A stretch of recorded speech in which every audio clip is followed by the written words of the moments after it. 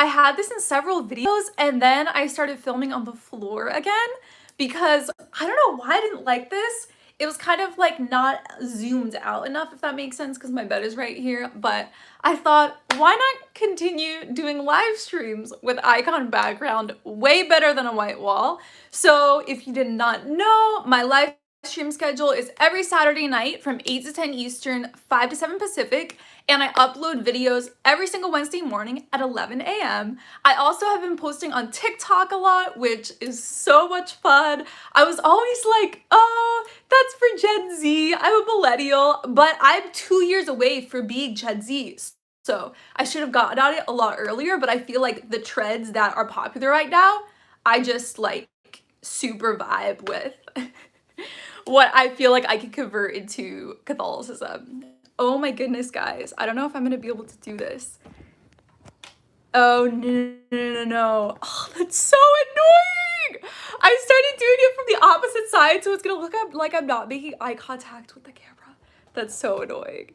Okay, so today's topic is Carlo Acutis, sorry. I literally looked up and watched a video on how to pronounce his name. So Carlo Acutis, he is going to be, well, possibly going to be canonized in the future.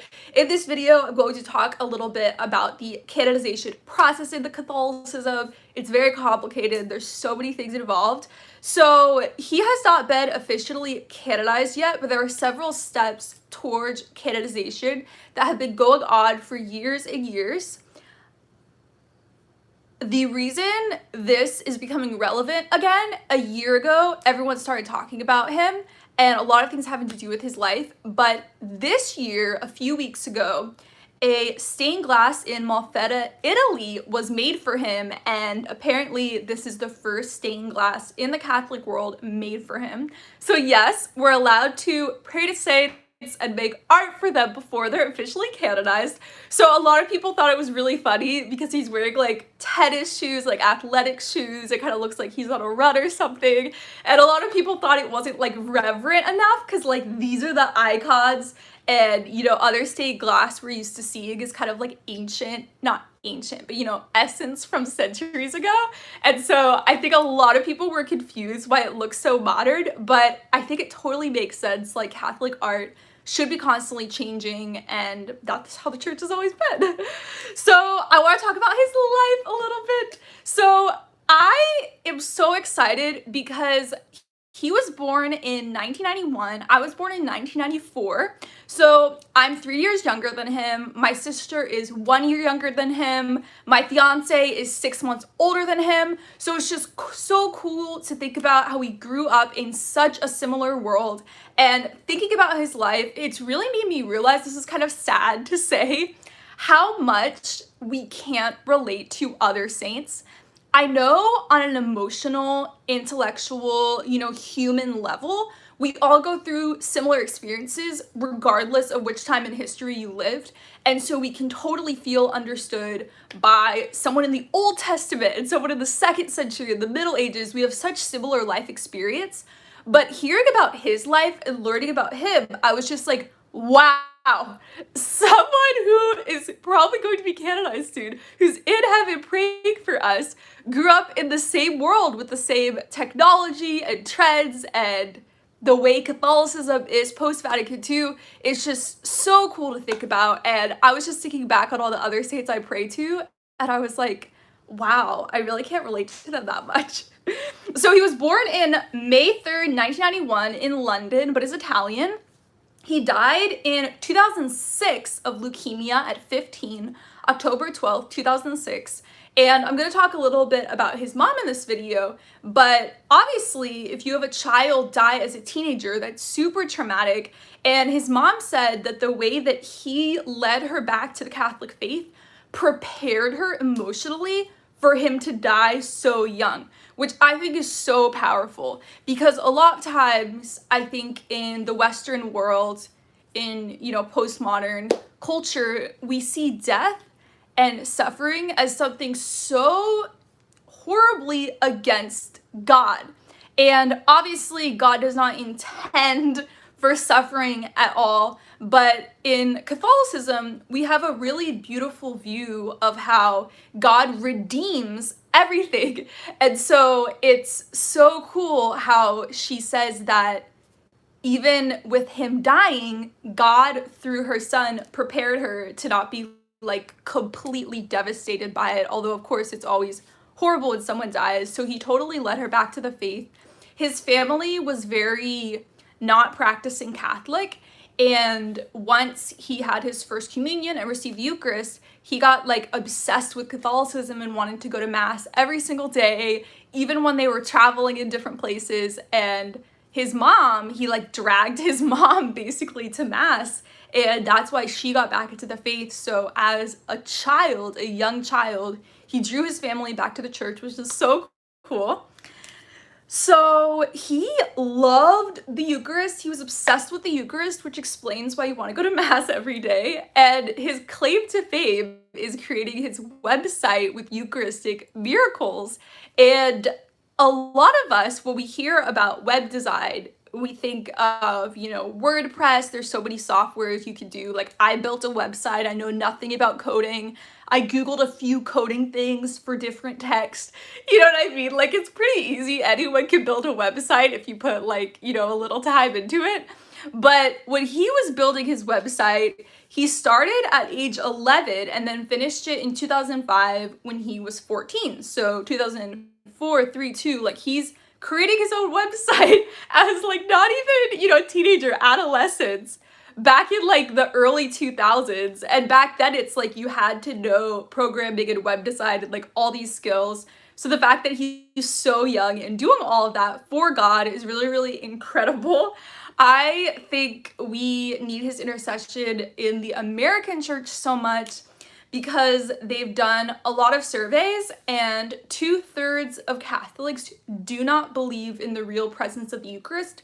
2/3. And a portion of that number, these are recent polls too, a portion of that number don't even know that the Catholic Church teaches the real presence of the Eucharist. They're completely ignorant of it. And so I think it's incredible to have this Christian Carlo in heaven right now who believed in the Eucharist so strongly that he wanted to go to Mass every single day, and that he created this super intense website to describe. It has so many, I was gonna say obviously we don't know everyone, but it has dozens and dozens of different Eucharistic miracles around the world that he was putting up as an adolescent, early teenager. And the website is still up, which is so cool, from early 2000s. So you could go on the website and it has lists by countries of all Eucharistic miracles, and then you click on each one and there's a web page describing everything that happened with the info. And obviously we don't know if it hasn't been changed since then, because obviously someone owns the website now. And if you look at it, just Google Carlo Acutis website, Carlo Acutis Eucharist website, and it will come up. It's in Italian, so I'm not going to attempt to pronounce it. So if you go to the website today, it's what he created when he was a kid. And they've translated it now into a ton of different languages, so you can click on your language what you go on. But I think they've kept it pretty much intact, which is so cool to go back in time and see it. YouTube was created the year that he died, and so if he was still alive today, I totally think that he would have been on here Ascension Presents and Bishop Barron and Piety with Aquinas and evangelizing through that. But at his time, that was the way to evangelize, through a website at the beginning of the internet. The only way to know if whoever owns the web, I don't know if the Catholic Church officially owns the website, some bishop or something. Maybe it's his extended family. I don't know. I feel the Vatican probably should be controlling it or something. Anyways, the only way to know how it would have been originally is if we go on one of those internet archivers. One of them is called Wayback Machine, and basically they go back in time and share every single day screenshots of what every website is with the archive and everything. So if we did that, we might be able to see what it was originally. I was Googling a couple things, and apparently some of the internet archives go back way back, before the early 2000s and stuff. I actually had an issue with my website where I like lost the rights to, no, that's not, I don't know how to explain it. But basically my website got taken down because my bank was kind of fighting with GoDaddy and they didn't want to pay or something. So they were like charging me for something else, so my bank blocked them, and then I lost connection to the website, so I had to rebuild it. And it was so nice because I went to Wayback Machine and it had screenshots of all the text and pictures, so I just had to copy and paste and download everything, and then I just built it again, which obviously took a few hours, several days, but yeah. So that would be interesting to see what it's originally like. So like I was explaining, he got his mom to come back to daily mass when they were not practicing the faith at all. And I think it's so cool because when I was like in elementary, middle school, I was super passionate about my faith. I was praying throughout the day, reading my Bible all the time, super involved in my church, youth group events, children's ministry, you know, church camp, Sunday school, all these things. And so it's really cool to just think back of myself and how close I was to God when I was younger, and thinking that someone 3 years older than me, Carlo, was having similar experiences. Obviously, I was Protestant, but you know, we're all Christians and worshiping the same God. So it's just so cool to think that someone, you know, across the Atlantic Ocean, who is now in heaven and praying for us, you know, we were alive at the same time having these like really incredible spiritual experiences. So I think it's so cool. So I'm gonna make an entire video. I think this was requested a couple weeks ago in a live stream, just talking about like the entire canonization process in Catholicism. So I'm gonna go over a couple things for him and then explain it with a little bit more depth.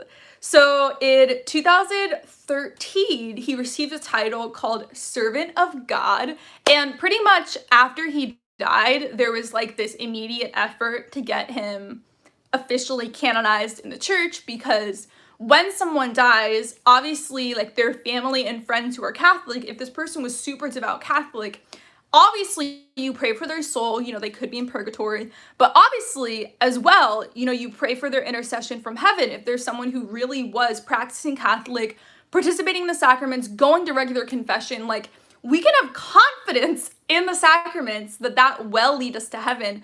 And so when someone dies who other Catholics are so close with, of course they'll start praying to them. And so that's what happened. People started praying for him, and they wanted to create the official process for his canonization. So in 2013, Servant of God. Then in 2018, he was called Venerable. And like I said, I'll make a whole video explaining these terms. So then he was beatified in October 10th, 2020, which is when we first started hearing about his story in the US. Maybe in Europe and Italy, they were hearing about his story a long time ago. But for us, it was end of last year when everyone started talking about it. And his body looked incorrupt, like it hadn't decomposed at all. But from what I was reading for this live stream, a lot of people are not saying that, which is super weird. It's almost like, do they think it's an in-between state? Because he died like over a decade ago. So you'd think his body would be decomposed. So anyways, maybe for reasons so that they're not like misrepresenting it, because it would look bad to like the Catholic world and non-Catholics as well if they're claiming something that like hasn't been proven yet. But his body did look incorrupt when I saw a picture of it at the end of 2020. And I made a whole video on incorruptibles, I think in 2019. And there are so many saints whose bodies have not decomposed, so you can go travel around the world and see these Catholics. So that's what it seemed like had happened with Carlo, and I think that's part of why the story became so popular, because this guy who died a decade ago, you can look at his body and it's like he's still alive and just sleeping. That's how it looks. And it's so scary to me seeing that picture of him and incorruptibles, because it just shows you how powerful God is. And obviously we experience God in our lives, changing us and creating us into stronger people. We see prayers answered all the time. We can read about miracles throughout church history and in the Bible, but I feel like miracles beyond scientific explanation, something physical, it's very shocking because I think we can see God intervene, you know, in emotional, spiritual ways, drawing people to the faith, healing us from insecurities, all of these things. But it's rare that you see a physical miracle. And so being able to see a picture of what to me looked incorruptible, it terrified me because you just realize all at once how powerful God is, and it's scary. And I mean, the Bible talks all about the fear of God. So it's not like when it says fear of God in scripture, it's not like be respectful of God. It literally means that we should have, you know, some involved in that fear, like an emotional reaction to God's power. And when I saw Carlo's body that looked incorruptible, I felt that emotion where I was like scared because you just realize how huge God is. And I mean, I hope that when I'm able to do more Catholic tourism around the world, I hope I get to see some of these incorruptibles in person. Of course, it's so cool just seeing bones of people, like St. Ambrose's skull is just like you can go see in Europe, and like his teeth are perfect, which is so funny because that was like way before modern orthodontics. So the incorruptible part is really crazy, although a lot of people are saying we're not going to say it's incorruptible. So I don't know how people are defining these things, but kind of looked incorruptible to me.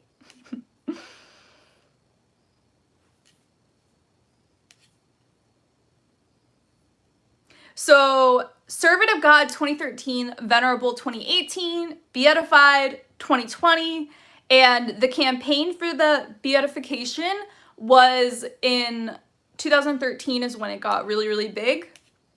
So the ceremony for the beatification was supposed to be in person, a huge event, everyone would travel to it, but because Italy was locked down when that happened in October 2020, even if they wanted to have a large crowd, they couldn't. And so Pope Francis is waiting until COVID is over, which is kind of unfortunate that we have to push back the ceremony like hopefully just 2 years. But the ceremony officially is going to happen once the world is opened up and everything is safe. And I'm sure so many young people are going to travel because it's so amazing thinking of someone in heaven praying for us who had such a similar life experience that we had. One of the first miracles that was claimed about Carlo, so his mom gave birth to twins at age 44, which a lot of women are not able to get pregnant past 40, super rare.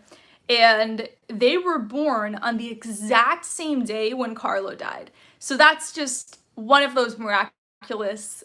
Obviously, people could say, non-religious people will say, oh, it's a coincidence. But when you see a lot of things like that happening in your life and in the faith, it really makes you point toward a supernatural power. So that's amazing that they were born on the same day that he died. It must just be so incredible. So that was one of the miracles for intercession. And then there was another miracle recently, which Pope Francis officially recognized as a miracle. And the article I was reading, I did not like how they phrased that, just because a lot of non-Catholics have this idea that when saints are declared a saint, I mean, when a Christian in heaven is officially canonized and called a saint, people think the Pope is just randomly deciding it, which isn't at all how it happens. It's a miracle committee, which I say in so many live streams. I might make a whole video just about the miracle committee with examples of it. But it's made of scientists and medical doctors. And so if there is, usually it's a medical miracle with the miracle committee and canonization and everything. So the group of doctors and medical specialists, scientists, all of that, they have to verify that it was impossible for the person to get healed, and there's no explanation for it scientifically and physically.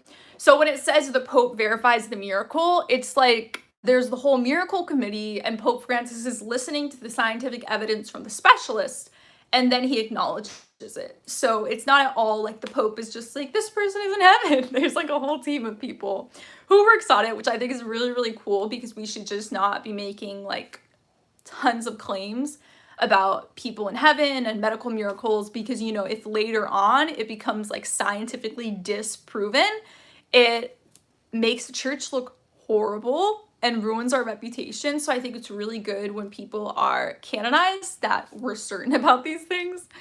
So Gia says, my city in San Francisco has an incorruptible St. John Maximovich who is Orthodox. Are you Orthodox or Catholic? Definitely the Orthodox Church has the incorruptibles too.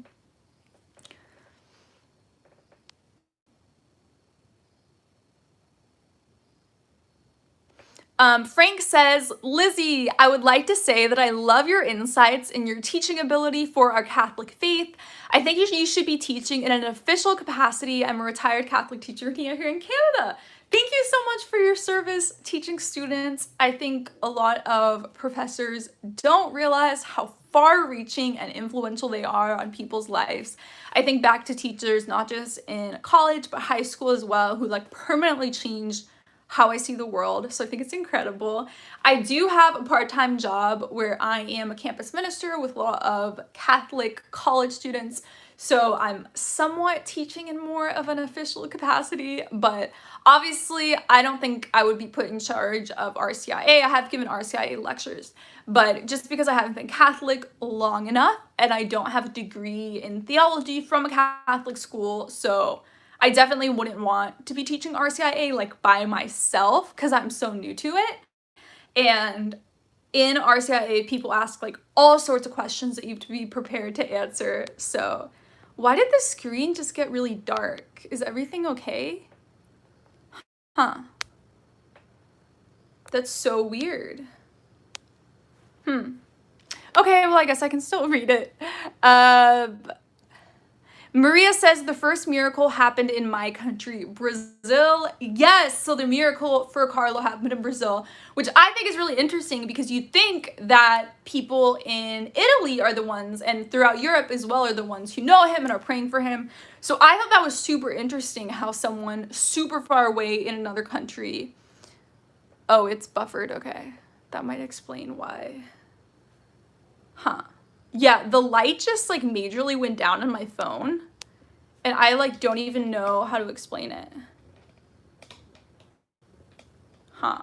Let's see. Okay.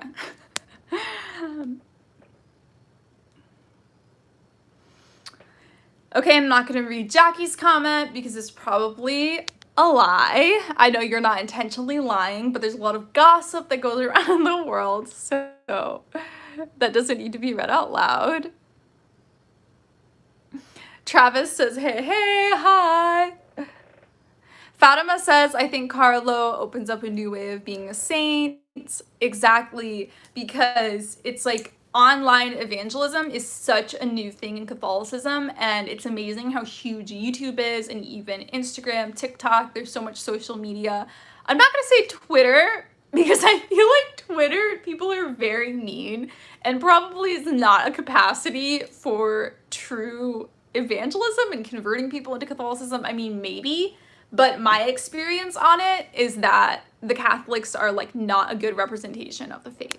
So that's just my experience though. But yeah, so I feel like if he was alive today, he would definitely be on YouTube and TikTok and all the social media platforms sharing the faith. Liz says, according to the Catholic news agency, Carlo's body was reconstructed prior to his viewing. That's very, very interesting because people were saying it's not incorruptible, even though it looks highly incorruptible. So who knows? Obviously, I'm not making absolute statements about the incorruptibility, but that was just my experience seeing it.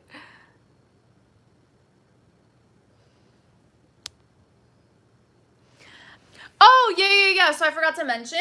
So Carlo died of leukemia when he was 15. I failed to mention that when I was talking about how he died really young. So obviously that's super traumatic for a family, being in the hospital and watching your child die as a teenager. So sad. So I think it's amazing how his mom said that him bringing them to mass all the time prepared her emotionally for the devastation. And I think it's really cool because a lot of non-Catholics would see death at such a young age as tragic and even meaningless. And so in Catholicism, it becomes something so amazing because after he dies, his family can pray and he will intercede for them in front of God's throne, which is so cool how someone dying, which, should be so horrific, God can redeem and make beautiful, which I love so much. Frank says, when a miracle happens, it is God interacting within our world in the present moment. The miracle alters our reality, and it therefore changes the future direction of our world and the universe. That's super sweet.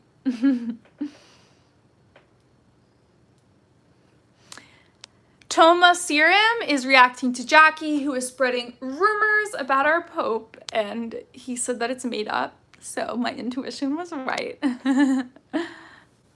Danielle says, Lizzie, have you heard of Ananias training? We are doing it this weekend at my parish. Let's see what Ananias training.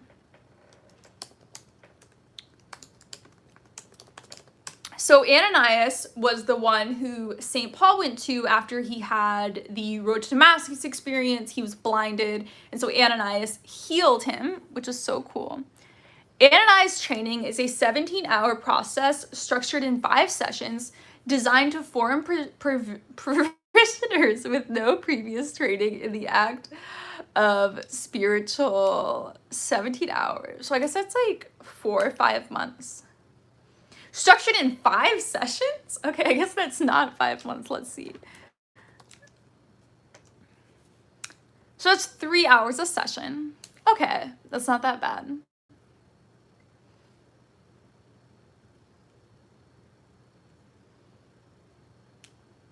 Scripture, video, and facilitated discussions to form Ananiases. That's a really cool name. Okay. Maddie says, I'm not really a Christian, but if I were, I would probably be Protestant. What kind of Protestant? There's thousands of Protestant denominations. Toby talks about Afghanistan and what's going on in the political situation. That's really, really heartbreaking. My personal opinion on it is that the US attempted to help the situation. It's the longest war in American history, which is saying a lot. And the fact that we weren't able to make a giant difference and help the country, I just think we should have pulled out a long time ago. We can't save the entire world, and I know that a lot of countries look to the US as like a military superpower where we should be intervening all the time and helping other countries, but the truth is that we have a lot of poverty going on in our country. We have trillions of dollars of debt. Our education system is a mess. So much more money should be put into public school, pre-K to 12, also college. People have like tens of thousands, like 100,000 plus student debt. And so I think absolutely, I feel so much compassion and my heart goes out to all of these horrific situations around the world. But I think ultimately that our country, we need to take care of ourselves first and then save other people.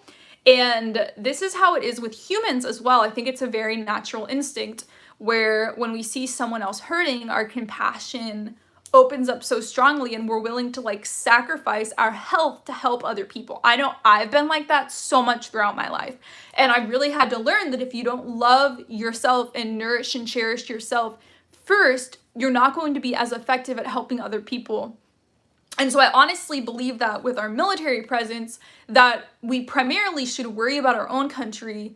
And then from that, if we have surplus, be helping out other human rights crises.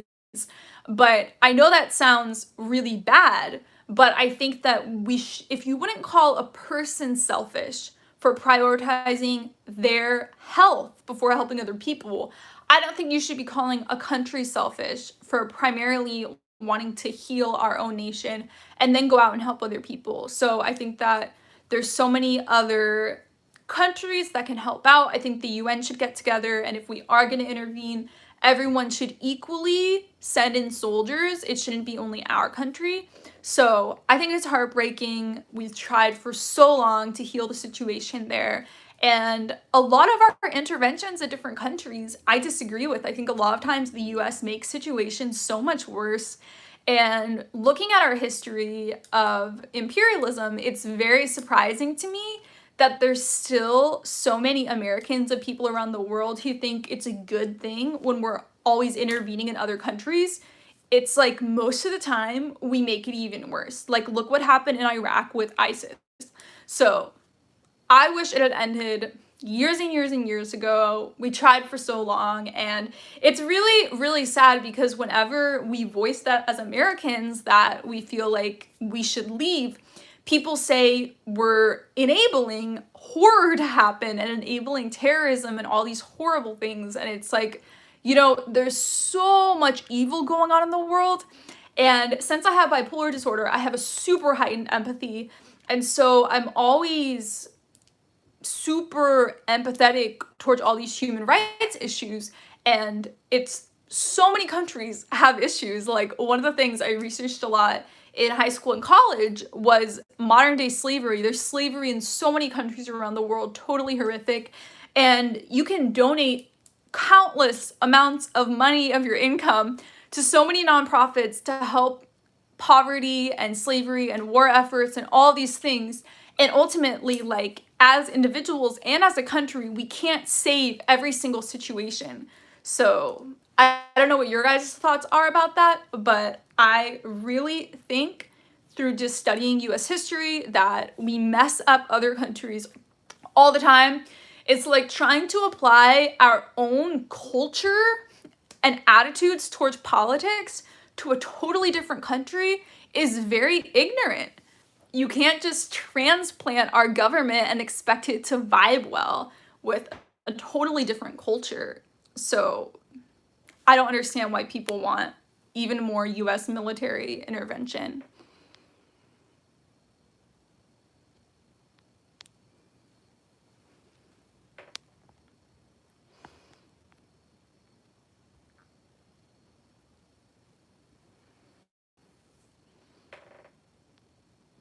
Heather says there's many countries who we're allies with who'd like the US to stay out of affairs they know nothing about. Native Middle Eastern Christians want US to stay out of it.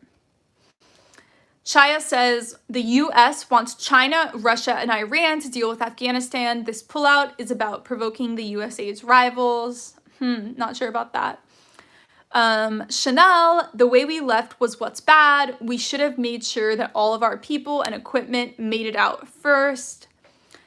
Isaac says it is selfish though because the median age in Afghanistan is 18. The US raised up a nation under America's protection and abandoned thousands of allies. Caitlin says, I agree, very sad for Afghanistan, but war is expensive and we have a ton of national debt.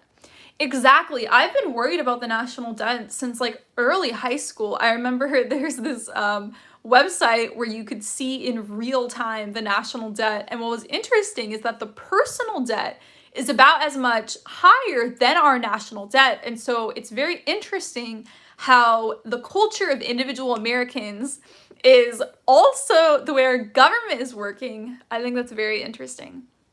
Vince, thank you so much for the donation. The legend has arrived. Hey Lizzie, I have a question. What does it mean a girl sent you the heart emoji a lot? By the way, how are you? My recovery as well. Good. I'm so glad that you're feeling better. So it really depends on the heart emoji. There's so many different heart emojis. I know I said Divine Mercy, thank you so much for the donation. Great username. So I said my favorite one is the two little pink hearts I sent to a lot of people. Yellow heart, friends, red heart, fiance, red heart also to family. Now there's like the flaming heart, which is very Catholic. It's like hearts on fire for God. So yeah, it totally depends on the heart and the situation and individual people. Emojis can mean so many things. And so I think we really shouldn't put that much stock into what emojis people are sending us. Frank says, if the US leaves a country, that country falls into a miserable state of corruption. Only in countries where the US have a military presence is there any semblance of peace and economic growth. I disagree that our country needs to be in so many countries. And also, I've done so much reading on the way PTSD affects soldiers. It's so horrifying and heartbreaking how US lives, how many we've lost, and just thinking about all their family and friends who are traumatized by the situation.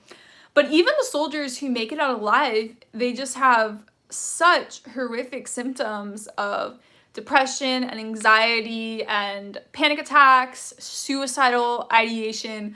There was this horrible article I read in, I think, like high school or college in The Atlantic, and it was talking about this one military unit from Iraq and how all the remaining soldiers were killing themselves, like one after another.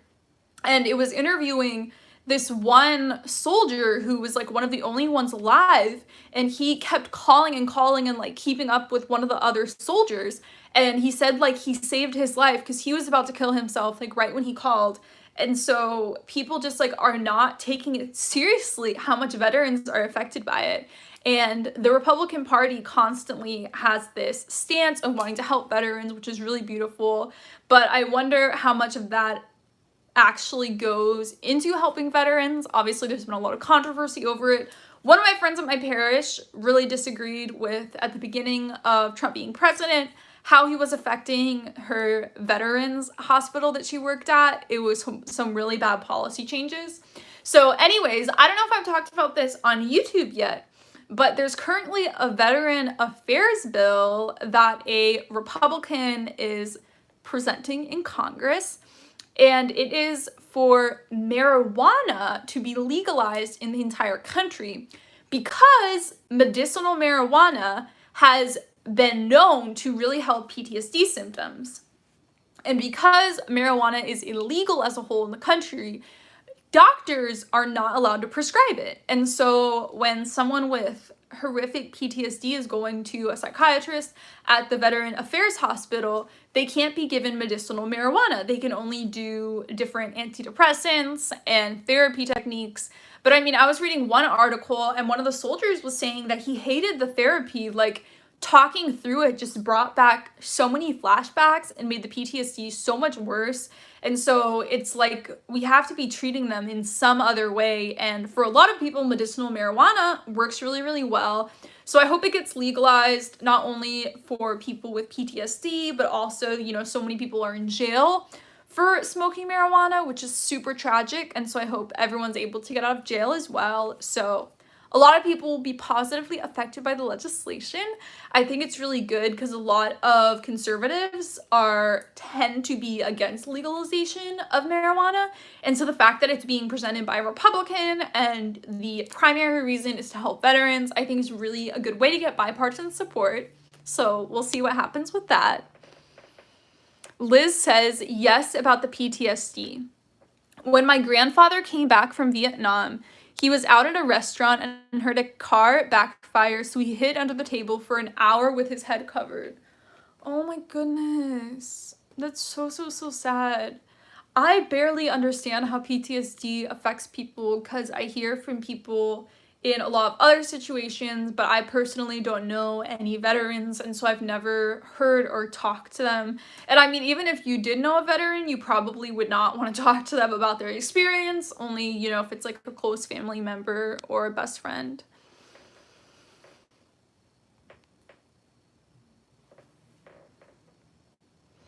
JS Central, if the Virgin Mary appeared to you today and asked you to pray with her for some intention, what would it be? Obviously, I want my family and friends to become Catholic, but I think I would just pray also as a whole for the entire country in the US, for Catholics to return to our Orthodox teachings and to accept and love the teachings of the Church. There are so many polls out talking about how the majority of Catholics don't believe in the Eucharist. The majority of Catholics disagree totally with the sexual ethics. The majority of Catholics even a lot want abortion to be legalized. So it's just very heartbreaking to me that we have all of this beautiful moral theology about how to make people fully alive and just to create so much peace and justice in the world. And the fact that so many Catholics do not understand these teachings and don't embrace them and are defiant against them, it's very heartbreaking to me. And also, there are so many Catholic converts, but for every, let me get this stat perfectly right. I wrote it down yesterday. Okay, so there are 150,000 converts into Catholicism in the US every year. 150,000, which sounds amazing and is amazing. But for every Catholic convert, 6 leave the faith and stop attending Mass and totally disaffiliate. So the fact that 1 in 6 leave is just, it's horrible. And I think that a lot of it is people not understanding and not embracing and loving our theology. And so Lizzie, someone says Lizzie converted to Orthodox. No, I use the word Orthodox lowercase o. It just means like straight, like orthodontist, the same word. So that people have used it throughout Christian history to just say like you have the correct theology. I think it's really important because a lot of people say the word like liberal Catholic, saying that someone is a cafeteria Catholic and like doesn't fully understand the faith. And then they'll say conservative Catholic as someone who embraces all the teachings of the faith. But I don't like using either of those words just because those are political words, at least in our country. And so when you say liberal or conservative, the first thing people are going to think of is if you vote Democrat or Republican. And so I prefer just using the word Orthodox, and it's lowercase o, not the Eastern Orthodox Church, but lowercase o, just agree with teaching. And I just think that's a very useful word to use rather than liberal or conservative. So obviously I should probably make a video defining it, because maybe sometimes in my videos people have been very confused about it. So I always try to say lowercase o Orthodox, so that's what I mean when I say lowercase o Orthodox. LBD says, I play your videos for my 2 young daughters and you have helped them a lot to understand the faith. Thanks, boss. Oh, that makes me so happy. Mimi says, thank you for clarifying, of course. Caitlin says, you can still be a conservative and a heretic. Yes, that's why the word conservative, I think there are a few people who use it to mean like conservative means you agree with all the teachings, but a lot of other people who use the word conservative or identify as that can also disagree with the teachings. So, Isaac, how will missionaries go there now that Biden handed the country over to the Taliban? So they have some of the oldest Christian churches in the world, and so obviously everyone could use missionaries, but I mean, they should come be missionaries in Western countries, you know what I mean? Like their Catholicism is doing much better than Western countries. So I think a lot of times, actually, I don't know, like Christianity in the Middle East is some of the most ancient churches. And so they don't necessarily need missionaries going in, but they could probably help a lot of other countries with their Christianity there. Divine Mercy, happy feast day of St. Augustine. Yep, it's St. Augustine's feast day.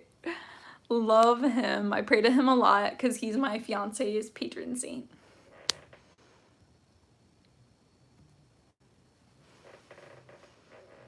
Jonathan says, my best friend Joshua is coming over on Monday the 30th to have a heart-to-heart conversation with me. Aww.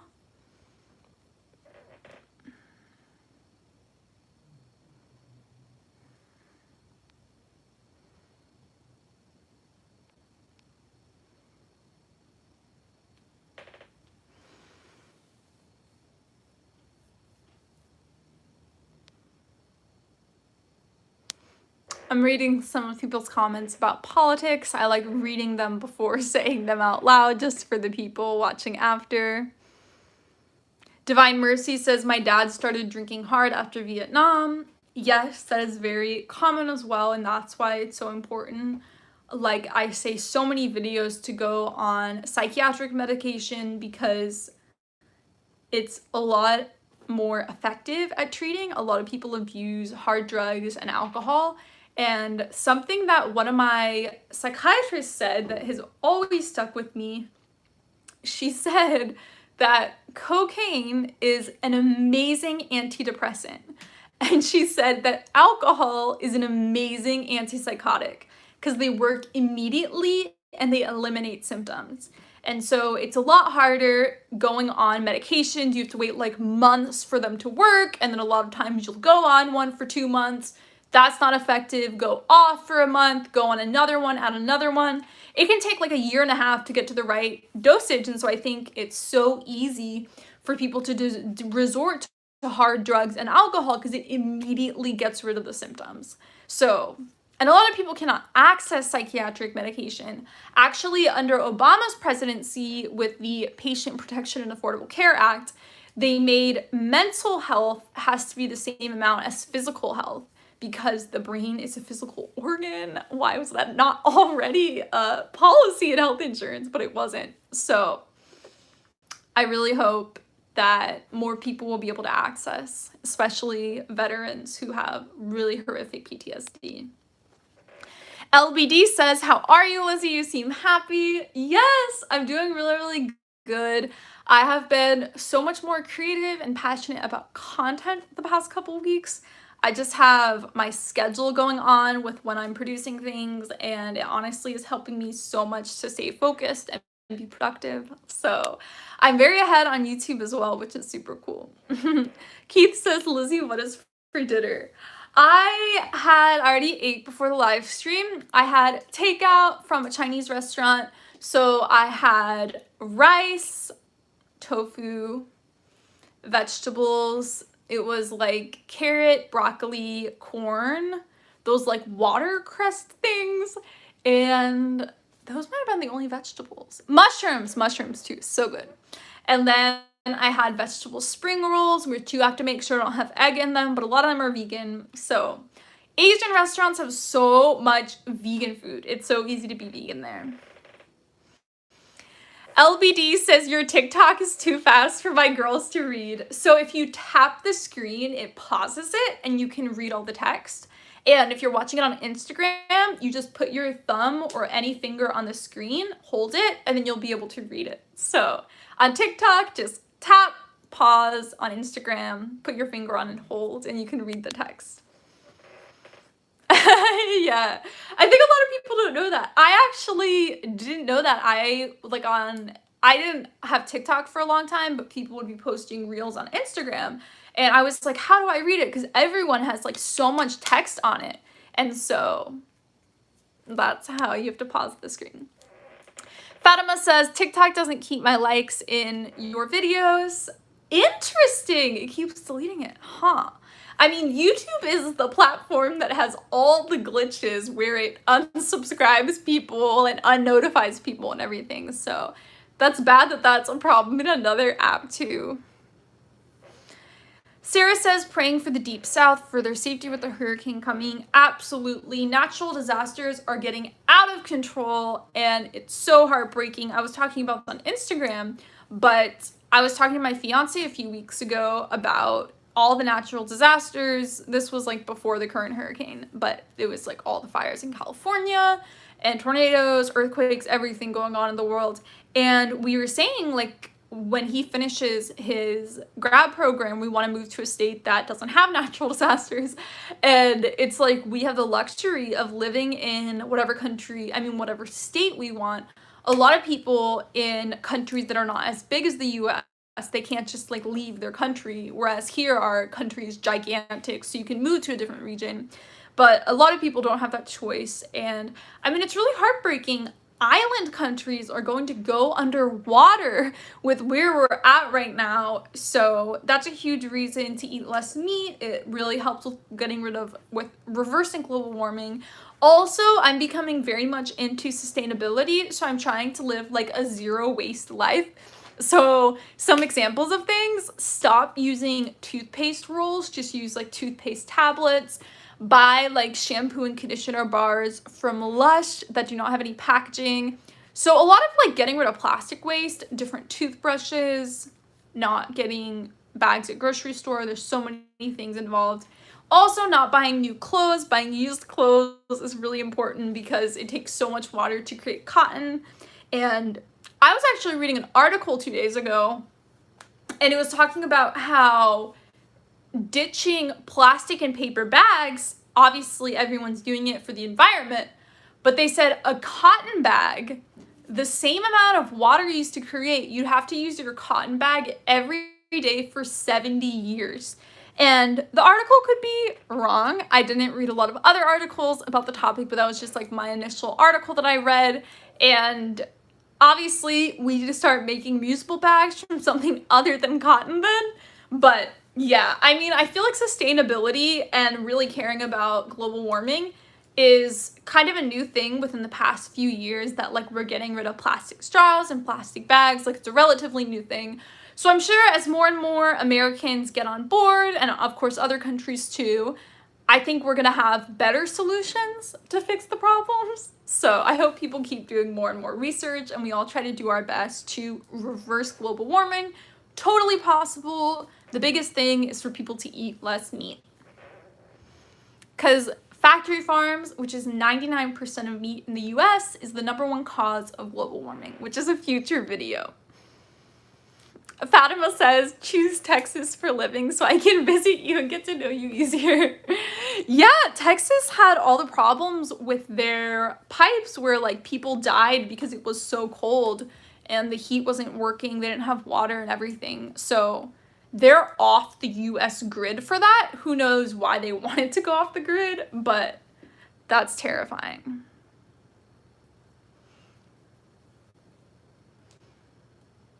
LBD says, I have not spoken to you for years and you never remember me, but that's okay. I am Louie from Ireland. You are like my formation partner with my kids. Aw. I'm attending Latin Mass thoughts. I attended Latin Mass for almost a year. I really love it a lot, but I personally prefer Novus Ordo and Eastern Catholic churches like Byzantine. It just meshes well with my essence. Mimi says Texas has a lot of problems this year. Yep. Mimi says New York so far has had no issues. Yeah, it's so hard to know what's safe. And then actually, tornadoes are more scary to me than hurricanes because they can happen all at once.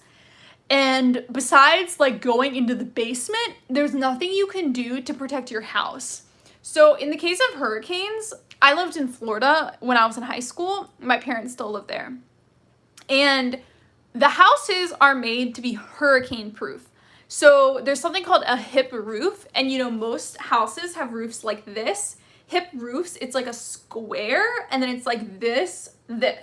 So it's not like that, it's like, that's a hip roof. I don't think there's a shape describing that, kind of like a pyramid, but that's to withstand the hurricanes. And then every house has hurricane shutters that they can put on. And my parents' new house has hurricane-proof glass. And I was actually saying, because it's like a gigantic window that looks out on the backyard, like gigantic, you know, window and everything. And like with sliding glass doors, basically. And I was saying, like, during a hurricane, I want to see the hurricane. Because, you know, it's like a once-in-a-lifetime chance where you're safe looking out at the hurricane. And they're like, Lizzie, I think you'd be terrified. It wouldn't be good to see everything flying around. But you know what I mean? Like, there are those people who go out in a natural disaster and like film tornadoes and stuff going on. So maybe I have a bit of that inside of me.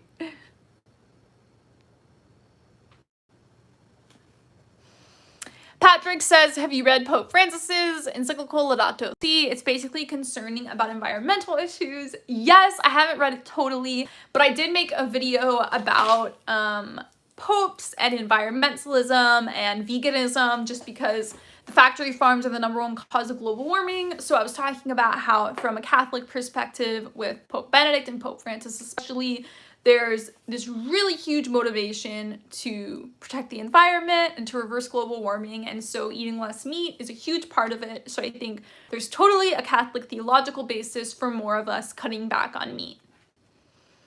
JS Central, what is your favorite Catholic song? So I'm really bad at remembering Catholic hymns just because I grew up my whole life in a Protestant church. And so 23 years, we sung so much, not just in the worship service, but we would like stay after to sing and do a lot of singing at Bible camp, all these things. And so I knew all of the songs word for word. We had like one songbook, Songs of Faith and Praise, that was at every Church of Christ. And so you had the songs memorized and everything. And so as a Catholic, I've only been Catholic for 3 years. I travel all the time, so it's always different songs. I can't really remember my favorite, but there is one, I don't know the name. I think also because I have so much memory loss post-college with my bipolar disorder, but there is one song about receiving the Eucharist, and it's like those who eat the bread will be resurrected. I mean, it's basically John 6 as a song. So I really like that song a lot, and it probably might be in my wedding. We'll see how the music will work out for that. Okay.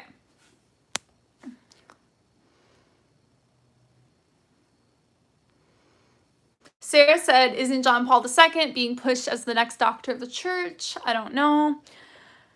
True Faith, what do you think about people who believe the new Mass is Black Mass and Francis is an evil Lutheran? That's an interesting perspective. So I think that there's always going to be people who come up with weird theories and conspiracies just because, I mean, if we look at the state of Christianity, you know, there's thousands of different Protestant churches because just like the human spirit, people's mental intuitions don't all go together to the same truths. And so it makes sense that even in Catholicism, there's people, you know, who are like straying away and kind of becoming schismatic because that's what has happened with Protestantism in our culture. It's very much a Western thing, especially an American thing where our whole country was founded on rebelling. So it's not surprising to me. And I think as Catholics, we need to be super aware and careful to not become schismatic. Thank you so much, LBD, for the donation. That's so cute. Is it a pear? It's a lemon. It's a lemon smiling with heart cheeks. It's like...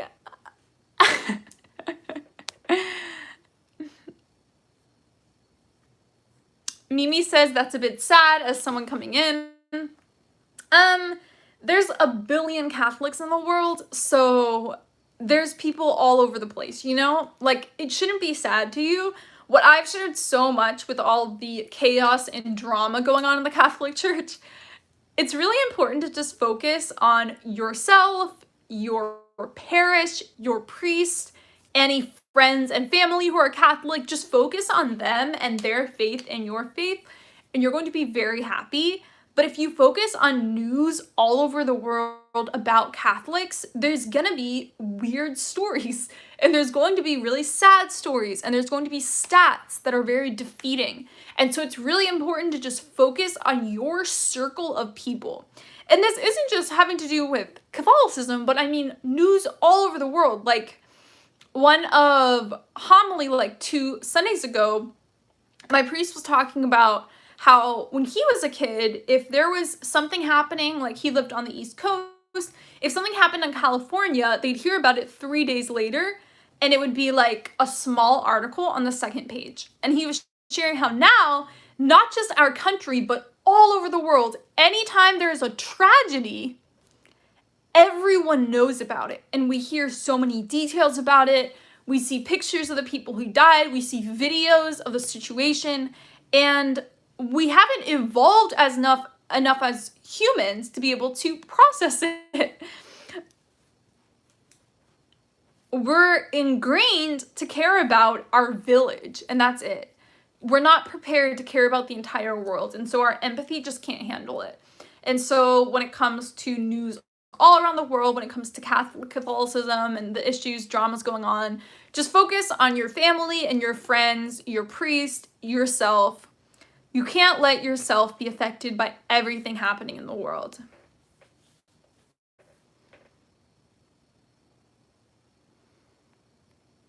Patrick says yesterday was St. Monica's Day, St. Augustine's mother. How cool. Yeah, it's super sweet. Caitlin says, I kind of hate how rad trads ruin stuff for normal trads. Yeah, totally, because, you know, I've been friends with a lot of people and, like, become part of some Latin Mass communities, and everyone's really chill. I've never met a weird person, or an extreme person, or an angry person, but then online, it's just, like, these extremists, and so everyone views them as extremists. But I think a similar thing happens with a lot of different issues. Like, for example, vegans. A lot of people view vegans because of the internet as super rude, super judgmental, mean, going around yelling, meat murder, animal murder. And if you meet vegans in real life, they're all really chill. Like, I've never met a vegan who's extreme. It's just like on YouTube, you know, vegan YouTubers, and only some vegan YouTubers, but those are the most memorable ones.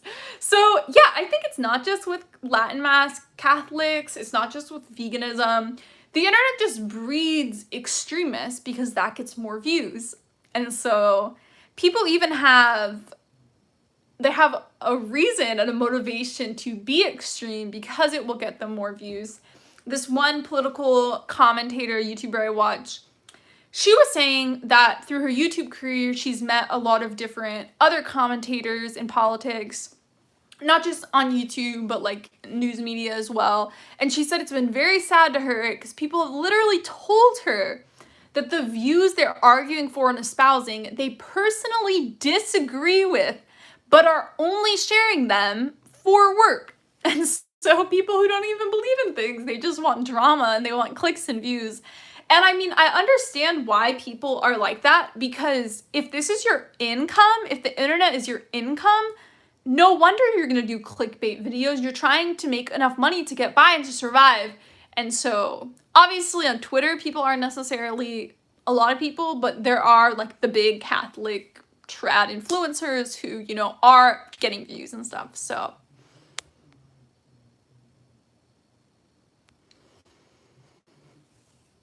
Patrick says, don't you think St. Faustina will be the next doctor of the church? Her diary is being read by millions now.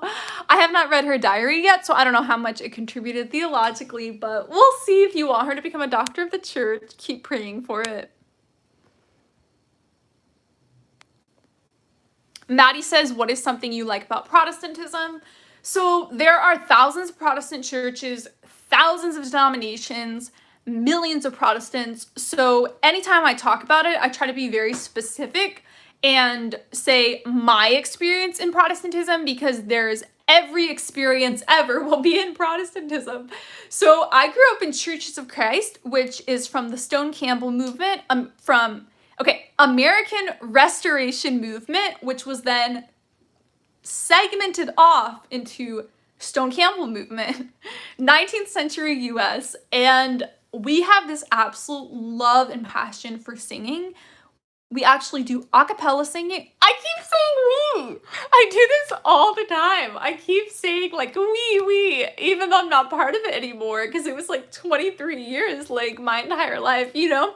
Anyways, so in Church of Christ, I would sing together with people, a cappella, 4-part harmonies, and it was so beautiful. Everyone would sing. It was quite a culture shock going into Catholicism, and obviously it depends on the parish and the state and the country, but in American parishes I've been a part of and gone to, not everyone is singing.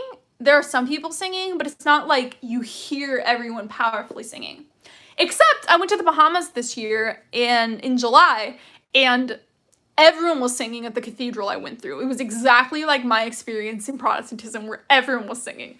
So it totally depends on the country and the parish and the state and everything. Just like how there's like millions of Protestants, there's billions of Catholics.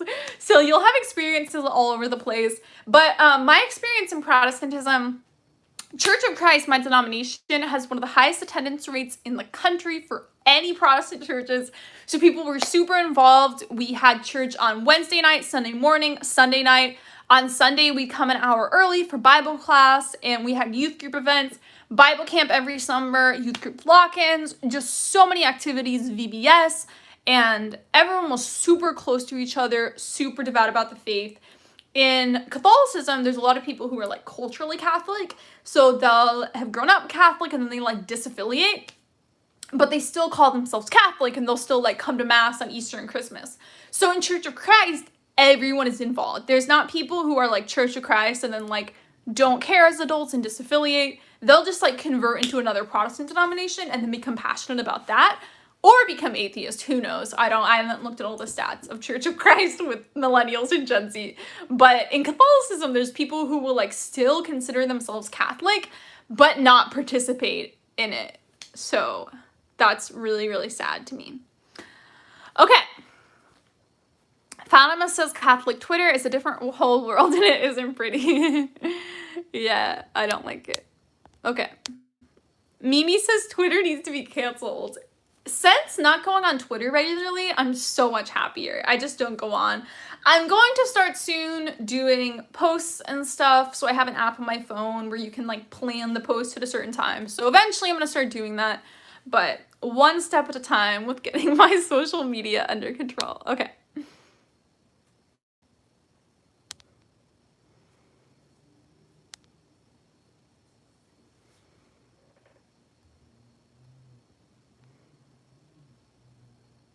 I'm reading a lot of your comments. I'm trying to decide which one to read out loud. Frank, Lizzie, did you finish your book? If so, where can I get a copy? It is finished. I don't know if it will ever come out. I think it's amazing that it's finished. So if I ever want to publish, it's there. I did it. But because of the Meghan Markle and Prince Harry situation, this is kind of a tangent, but it connects perfectly. In that situation, I didn't like how they threw their whole family under the bus and spoke really negatively about them to the entire world. I just thought it was super rude, and even if your family does something like that to you, talk about it with close friends, talk about it in therapy, but don't publicize it to the entire world. So obviously my influence is on a much smaller scale, but I was just thinking about my family and how I don't want to do to them what I saw Meghan Markle and Harry do to their family. And so obviously I've shared on YouTube what went down when I converted, and do I regret that? A little bit. But I think it's also important to share what I was going through. But a YouTube video or an interview in 2018 is a lot different than publishing a physical book. You can always remove videos, but the book is out there forever physically, and I just don't feel comfortable talking about people in the book. And it's not just my family, I talk about a lot of people, and of course I will give aliases to everyone, but the problem is that with my parents, I can't just be like, my dad is Patrick. You know what I mean? Like, I have to say like which parent it is. And a lot of other people, I can like create a different name. And a lot of people in books, what they'll do if it's like nonfiction is kind of like combine character traits from multiple people and then give dialogue to different people to try to make it like super anonymous. So it's possible to do that, but with my parents, I can't just like give them a different name. So that's why I don't know if it'll ever come out. I mean, if they end up converting into Catholicism, maybe it'll come out, but yeah. And I've just been very convicted over the past, I don't know, 6 months maybe. I've been looking back on old videos and kind of regretting the way I labeled videos. And I understand why I was doing what I was doing, because it's like you have to make money to survive. And like I was saying like 10 minutes ago, that's what YouTubers do. That's why there's clickbait, because the algorithm is so bad. But I do regret titling certain videos certain ways. And it's like, was that really worth an extra $50 or $100 by getting twice as many views or something, you know? Like, is it really worth it? So I've been thinking about that a lot. And then I was thinking with the book, like, I would make money off of it. And it's like, I don't feel ethically okay with that, with talking bad about my family. So those are my thoughts on it right now. Could change next month. We'll see. Frank says, Lizzie, you are a brave soul and we will respect your decision. Such a beautiful daughter and friend. Hopefully they will convert. We will pray for them. You are wonderful. Keep publishing. Oh, that's so sweet. Maddie, okay, Patrick, thanks.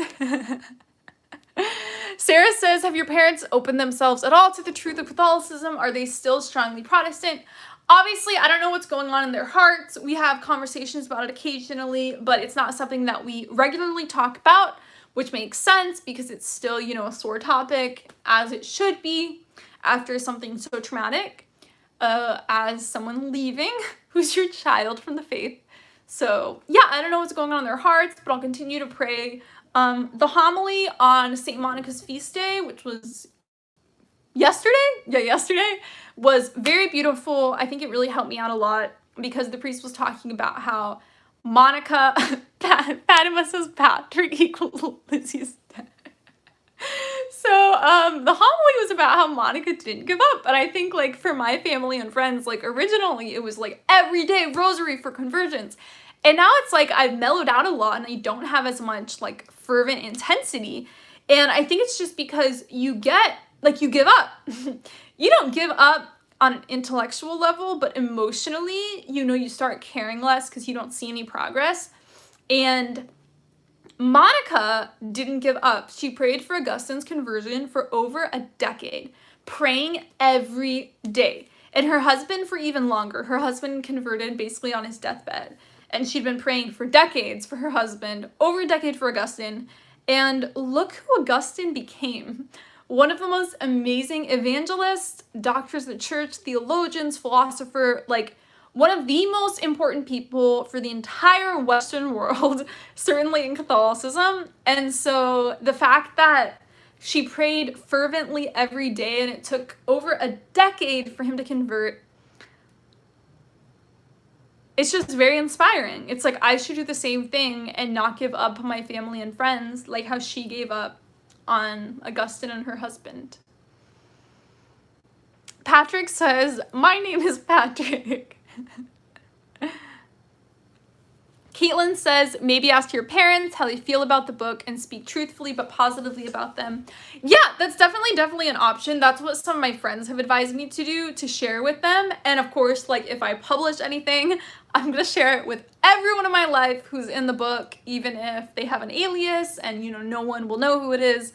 I think that's the respectful thing to do. So we'll see. Maybe I'll have a change of heart in a month or something. But I'm just really happy about the book and where it's at and editing and everything. It obviously took so much time, emotional energy. I cried a lot in it. So yeah, I'm just really happy that it's done. And anytime I want it to come out, it can.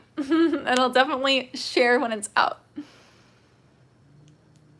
Patrick says, do you know that Stephen Ray's conversion story was actually his letter to his dad explaining about his conversion to Catholicism? Have you read it? Yes, I've read it. Yeah. It was so cool when I've talked to him. And yeah, the book wasn't the letter, but the letter became the book. So it was like the beginning of the book and then he wrote more. So I felt very understood because I also wrote like a really long essay to my parents. Mimi says, what are you reading right now? I came in late to the chat, so sorry if this is asked already. I am reading the comments and replying to them. We've been on the live stream for 73 minutes. Frank says, I love St. Augustine. The book, True Confessions, what an incredible writer. His theory of God in time is so amazing. God is outside of time and space and is therefore unchanging. His words are eternal. Okay guys, my throat is getting really dry, so I'm gonna go get some oat milk. I'll be right back.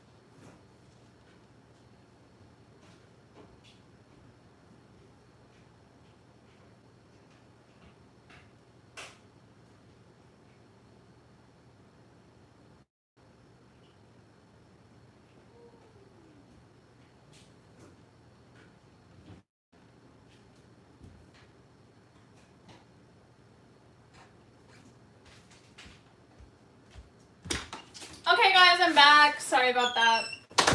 One time I was in a live stream, I think this was like a year ago or something, and I got a package and I ran downstairs to get the package and like all the way down to the first floor of my apartment building, and everyone stayed. It was very interesting. So this is one of my reusable cups. It has Starbucks on it, so I can take it to Starbucks. Although, Starbucks sustainability hack. So if you bring a bigger cup to Starbucks, they'll fill up the entire cup. So I have a really big like coffee cup with flowers on it. That's probably like the size of a Trenta or something, which is like they're extra large. And I'll get a grande and then they'll fill it up to the top. So if you want more of a drink, just bring a bigger cup. What drink is that? Oat milk. I have some oat milk in it. Silk oat milk is so good. And oat milk is way better for the environment. I stopped drinking almond milk just because, well, primarily because everyone was being so annoying about it to me. Because as a vegan, I always talk about how meat production uses so much water and how damaging that is for the environment. So then non-vegans would be like, oh, but you drink almond milk. Almonds also take up water. And it's like, almonds take up like this amount of water compared to the meat. And you know what I mean? Like it's so barely anything, but people always point it out. So I really, really hate when people see logical inconsistencies in my thinking. And it's not only that, like personally on like a pride level, not like prideful, you know, but just like a huge part of my self-actualization is based upon not having logical inconsistencies in my thought process. So that's why I stopped drinking almond milk. I always get oat milk instead. Starbucks actually has oat milk now, which is great. Love that.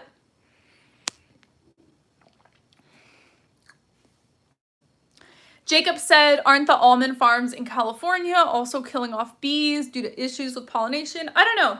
But I'm sure if that's happening, more and more vegans are going to stop drinking almond milk because vegans really care about the animals and environment. Something else to avoid if you care about God's earth is palm oil. So this one brand of vegan butter called Earth Balance uses primarily palm oil. And they're like the most popular vegan butter company. You can find them everywhere. They're relatively inexpensive. So I was researching it and I decided no more palm oil. So now I buy Miyoko's vegan butter, which is like $2 more, but it tastes a lot better. So really happy about Miyoko's. They actually just won a lawsuit in California. I was talking about this on Instagram. So the dairy farmers were like, you can't call your product butter. It doesn't have dairy in it. You can't steal our word. And so Miyoko's was like, why can't I say vegan butter? That's the dumbest thing ever. And so they won and they're allowed to say vegan butter. And part of the lawsuit, they also tried to get Miyoko's to take a picture of a cow off their website. And it's like, why? And what I think is so stupid is I understand it's all about money. These people, CEOs who own the meat and dairy industry, they're losing money, especially the dairy industry. So many people are drinking the milk alternative, soy milk, almond milk, coconut milk, hemp seed milk, oat milk, pea milk. There's so many options. And a lot of people are just realizing that they don't want to drink milk. So they're losing so much money and they're trying, it's not just with butter, but they're trying to make it illegal to say milk. So like Trader Joe's, because of one of these regulations, they changed it from oat milk to oat beverage. And a lot of companies are having to do that. So what some of the vegan companies are doing is just making it one word. So instead of saying soy milk, they say soy milk. And that's allowed because it's like not using milk as a one word. So Jacob says excessive soy consumption in men can lead to disastrous consequences for health, hormones, and masculinity. So obviously too much of anything is a bad thing, but I've said in so many videos that veganism is not a diet. There is not one vegan diet. There are hundreds, thousands of vegan diets. So it's really important when presenting comments like that, that obviously you can be vegan and never consume soy, ever. You can just eat beans, legumes, lentils, seeds, nuts, fruits, vegetables, grains, all these things. You don't have to ever eat soy. And so I don't understand why everyone thinks vegans eat so many. Maybe because soy milk was like the first fake milk, and then maybe because tofu, and then the fake meat. But honestly, like, I started eating tofu a few months ago, but before that I never ate tofu and never drank soy milk. So yeah, lots of vegans never consume soy. Jacob says one could be vegan and exclusively eat Oreos. Yeah. Also, Nutter Butters. Nutter Butters are also vegan. So good. Caitlin says, soy milk is my favorite type of milk. Honestly, I've been drinking it since I was 10. Aww. Okay. I like it depending on the flavor, but the current almond milk I get is just like 10 out of 10.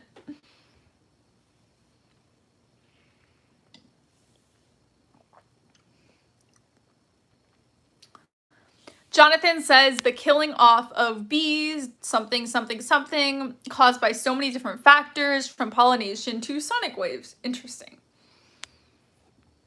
Oh, guess what I found out? So Catholic candles have to have beeswax in them.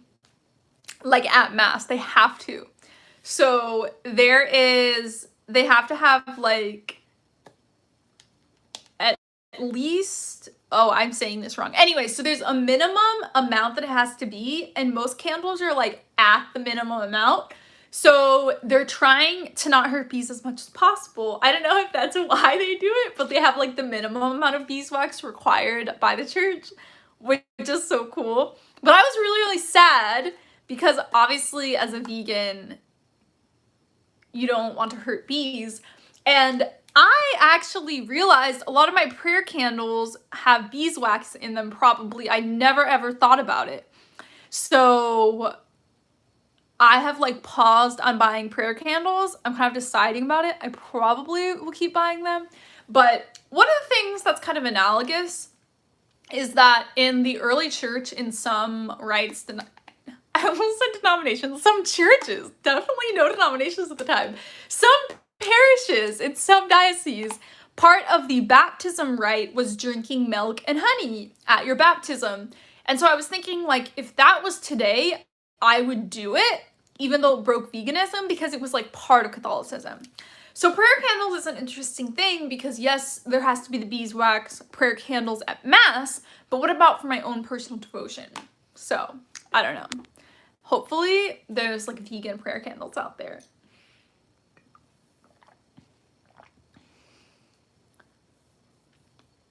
Patrick, which Marian apparition site will you go to if you ever will in the future?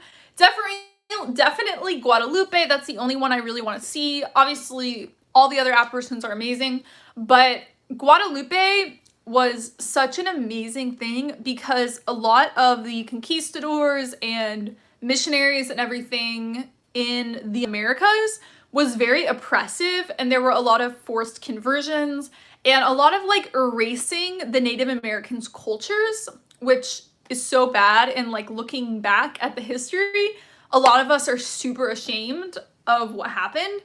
And so Guadalupe, the image, it took aspects of the Aztec religion and explained Catholicism through their language and their symbols and their theology and religion and everything.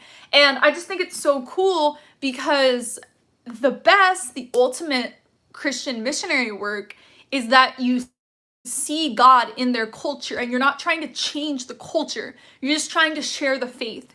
And so the fact that they were able to convert, and it was 9 million Aztecs who chose to become Catholic. And that was around the time of the Protestant Reformation, where 9 million Catholics left the Catholic Church in Europe. And so around the same time, 9 million Native Americans were becoming Catholic. And obviously I don't live in Central America, but she is kind of the patron of the Americas. And it's just such an amazing thing. And it still is a miracle. This image of the tilma, and I have an entire video on this if you guys are interested, but the image of the tilma has not faded or decomposed for 500 years. And they've done all these experiments. Like, someone took a cloth made of the exact same material, they painted on it, and within several years, it was like completely deteriorated. And right now we have the image kind of protected, but for so long, like hundreds of years, it was just like out, and everyone came and like kissed it and touched it and everything, and it never decomposed. And it was bombed once, ink was spilled on it, and it's completely intact. So just the miracle around it, the fact that it still exists, I think it's definitely the best Marian apparition. Obviously, Lourdes, a lot of healings happen, so I understand that's still relevant a lot. Fatima's beautiful. There's so many others. Knox in Europe, in UK, is really cool. But yeah, I just think Guadalupe, of all the Marian apparitions, had the hugest impact in church history. And the way it embraced the culture is really, really beautiful. Caitlin says, I wish there were more vegan products for people with nut allergies. I can't have any cashews. Yeah, a lot of vegan products have cashew, like cheeses and stuff, so. Heather says, when I drink milk, it's only at night. Milk can cause brain fog for those on the spectrum, and I've just gotten into the habit of watering down my drinks in general. That's interesting. I had no idea that it affected that queen of the gas station. What the heck? What does this say? How to stop doubting your faith. How can I trust God? Also, I love your theology videos. I've learned so much. Oh, I'm so happy about that. So what's really helped me a lot is not looking at things from an emotional perspective. And I don't know how much this will be helpful to people who don't have bipolar disorder. Maybe you do. But with bipolar, emotions are constantly turned on and off by the illness. And so you never know what's real. Like, you can feel really, really sexually attracted to someone when you're manic, and then nothing when you're not in an episode. And then, like, my fiance, who I'm in love with and have been with for years, if I go into detachment, my emotions to him are just like turned off. And so it's the same with religion. Your emotions are turned on and off towards God all the time, randomly. And so because of my experience with bipolar, I put zero stock into how I feel. It doesn't matter to me how I feel about Catholicism or how I feel about God. It only matters what actions I'm taking in my faith. And so regardless if I'm in depression, mania, in between, I always participate in the sacraments. I go to mass every week, and on feast days, I go to confession every 3 to 6 weeks. Right now, it's been like 2.5 months. I've been living well. God has really been pulling through in my life. So I participate in the sacraments. I read my Bible a lot, pray a lot, share the faith on YouTube, everything. And yeah, regardless of how I'm feeling, I do it. And I think it's really normal to doubt God. And I honestly think bipolar, it prepares you for life so well. And non-bipolar people need to learn from it, because so much in life has to do, people focus on emotions. Like, marriage is a really important thing. People are like, oh, I fell out of love. I lost feelings for them. Let's break up. Let's get divorced. And for a bipolar person, it's like, I lose feelings for you all the time because of detachment, and it's completely meaningless. And so non-bipolar people should realize that too, that emotions are constantly changing, even though it's not as dramatic as someone with bipolar. And so it's the same thing with faith. Like, when you're in depression, you feel like God has completely abandoned you. You don't believe he exists. And then when you're manic, you want to spend like 3 hours praying and reading your Bible, you know? It's just all over the place. And so feelings and emotions don't matter. All that matters is actions. And I think that's a very Catholic thing, because I think Protestantism is more focused on emotions. That was my experience as an evangelical. And even like in the worship style, like when you're singing, you really feel it and you like put your hands up as you're feeling it. And in Catholicism, it's like during Mass, everyone puts out their hands together. Everyone kneels together. It's communal actions of worship. It's not based on your individual experience. And so, yeah, emotions don't matter. Feelings don't matter. Completely meaningless. LBD, what is your favorite band musician? It honestly depends. I really like Camila Cabello. I really love Shawn Mendes. Taylor Swift's past 3 albums I haven't loved very much.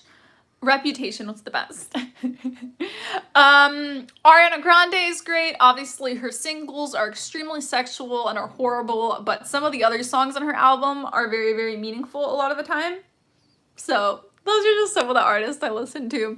I also do a lot of throwbacks to music. Oh, Little Mix. Little Mix is one of my favorite bands. I was listening to their song today, and they have a new album coming out in December. Okay, I want to talk about them real quick. So Little Mix is not popular in the US at all, but they're huge in Europe. So 2 of them just had babies like a week apart. One of them had twins, and she didn't announce they were twins until they were born, which is so cool. And then looking back at her pregnancy photos on her Instagram, it's like, whoa, she was super pregnant. How did we not realize that she had twins?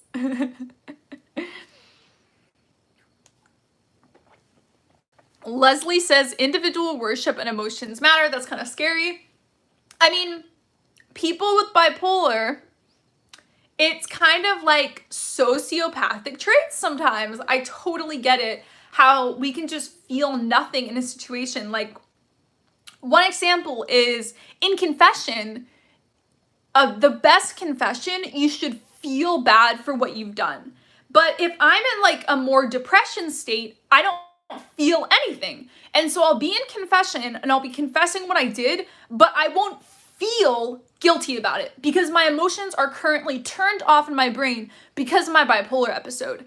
And so that doesn't mean I'm less Catholic at all because my brain is physically incapable of feeling guilt.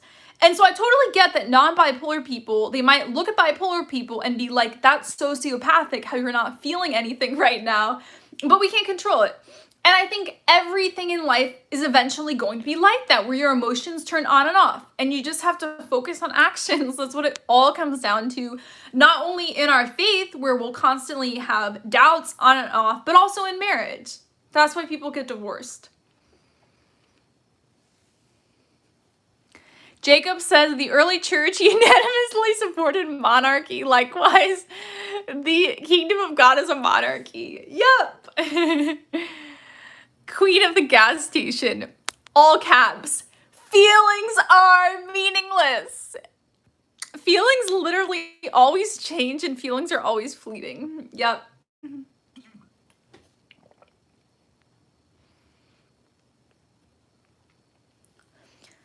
And Langer says the Pope is a spiritual leader, not political. Absolutely not. Catholicism is political in a monarchy. So one of the things that made me realize this is understanding the role of the steward in the Old Testament. So the position of the Pope, a lot of Protestants don't understand or confused by, super weird. But in the Old Testament, which Jesus is based upon, when the angel Gabriel appears to Mary, which is the Annunciation, angels don't have genders. Gabriel said to Mary that Jesus will be king in the line of David. She didn't just say, oh, Jesus, like we're going to call him a king because that's really sweet. He said in the line of David. So it's connecting Jesus to the monarchy in the Old Testament of the Israelites. So in that monarchy, number one, the mom of the king was the queen, which explains why in Catholicism Mary is called queen, because Jesus' kingdom in the line of David, like Gabriel said, included mom of king, queen. It also had a second in command position called the steward, who would go around carrying keys, like physical keys on his shoulder. And so when Jesus talks to Peter in Matthew's gospel and says, I'm giving you the keys of the kingdom of heaven, you cannot separate that from the biblical concept in the Old Testament, because Jesus is fulfilling the Old Testament. He's fulfilling the Old Covenant. He's fulfilling the Davidic monarchy. And so when he says Peter keys, everyone there, all of the apostles who are Jewish, would have thought back to the steward position in the Davidic monarchy. And it's not a cute metaphor. It's not Jesus being like, oh, kingdom of heaven, sweet. Gabriel wasn't like, oh, Jesus, king, sweet. No, it's like a political system being set up. And a lot of people today, we separate politics and theology. In the first century, they were intertwined. There was zero separation between politics and theology. If they came back now and heard us even having this conversation, Christianity isn't politics, they would be like, what? They would be completely dumbfounded that we're making a separation like that. And so at the time, these Jewish apostles hearing about these Old Testament words would have completely understood that Peter is a steward. And so the role of the steward in the Old Testament is that if the king ever left the city or was traveling, the steward was in charge. He was second in command, but if the king left, he was in charge. If the steward died, someone would replace the steward. And so continuing this into Christianity, Jesus the king has left. He went to heaven and he left the steward, the second in command, in charge until he returns. And so once the first steward dies, Peter, then it's passed on all the way to the current day. And so it's really, really beautiful. Bishop Barron, in one of his Catholicism series, showed this church art of Peter handing the keys back to Jesus, which is so cool because they've been passed down through all the popes. And so, yeah, we have this succession that's never been broken, that's based in the political kingdom that Jesus set up. Gabriel talked about it first. Carullian says, can there be one Catholic monarchy or can there be multiple Catholic kingdoms in unison? One. What do you mean multiple? Of course. Are you talking about like non-Catholic, like a secular government? Obviously, Jesus is the only king, Mary's the only queen, and the steward is changing as the steward dies until Jesus returns.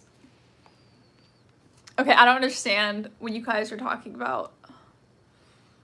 I'm very black and white in how I think, though.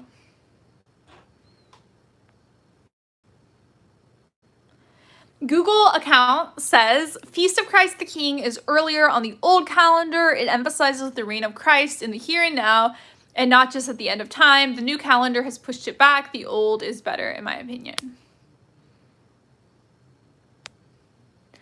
Sarah says you don't have to pray to saints, but it can be very beneficial. I've talked about this a lot, especially in regard to Mary. I think it's really, really helpful that you're not forced to have devotions to different saints. You don't have to think about them. You don't have to learn about them. You don't have to ask them to pray for you. It's something that is an optional thing that you can do, and I think it's very helpful as a convert. I personally think RCIA should be a lot longer. Right now, it's only like, let's see, August, September, October, November, December. It's like 6 months, 6 to 8 months, depending on the diocese, depending on the parish. I think it needs to be like 2 years, because in RCIA, like, you're learning all this intellectual information about what the church teaches, what you're going to believe, how Mass is, what it means. And you really don't have time in RCIA to really like develop all these devotions because you're already overwhelmed with all this information. So I think it would be helpful if we did a 2-year RCIA. We could talk about maybe, spend the first 8 months talking about everything going on at Mass, what you have to do to be Catholic. And then you could focus on the rest of it, on like developing different prayer practices and saint devotions, how to pray the rosary, how to live out the faith through these different experiences. Or what I think would be good too, if we're not going to do the 2 years, is you could start RCIA in August, end at Easter, but then keep the class going for another year and make it mandatory to go to, just to make sure that you're understanding the faith and everything. Because there are converts who leave Catholicism after converting in, and so I think there's not enough catechesis at all. And that's why so many people leave the church. And the Protestant church I grew up in, we had Bible class every single Sunday. And so people would come to church for 2 hours. We had our worship service for 1 hour, and then we all did Bible class for 1 hour. And so if Catholicism did that, if we created this culture where everyone's going to come to Mass, they're going to be at the church for an hour before Mass to do a Bible class, you can just do catechism class, do catechesis, teach about the faith. We would have so many less people leaving the church.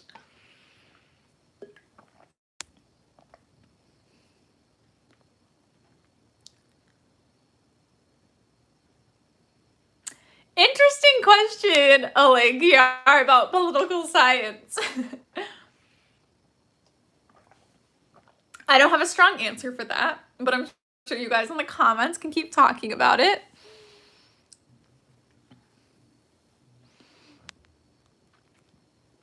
Caitlin says, I felt like my RCIA class was super basic, which makes sense for people who know nothing, but I researched a ton before starting, so I felt like most of it was a review session.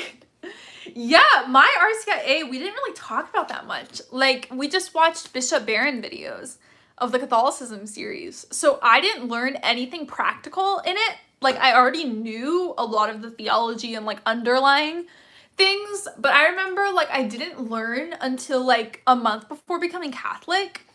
When we do this during the gospel reading, you cross your forehead.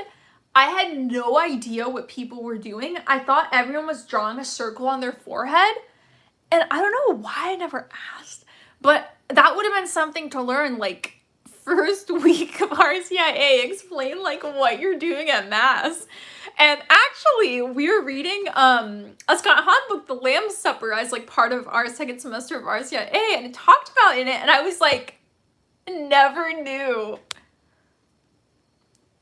CNM says, I'm going to be teaching catechism for 8th graders. That's amazing. So important. Pray for all the students. That's going to be amazing. You can have an enormous impact in keeping people in the faith. Google account says, I started watching Lizzie when I was in RCIA for my adult confirmation.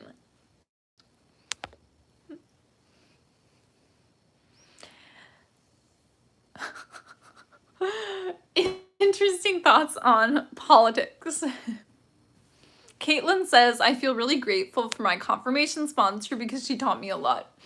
That's really, really good. I've heard a lot of people in situations where they don't know their sponsor, and it's just someone they pick last second to stand next to them when they're getting confirmed, which is super messed up.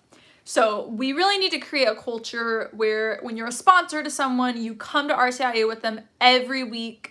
You get lunch with them a lot, you get to know them, you answer questions, you help them live out the faith. That's what it really should be.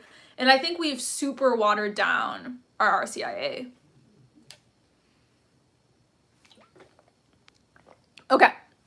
Hello from Greece. Hi. I think there's people from different countries arguing about their politics. Okay. 20 minutes left to the live stream.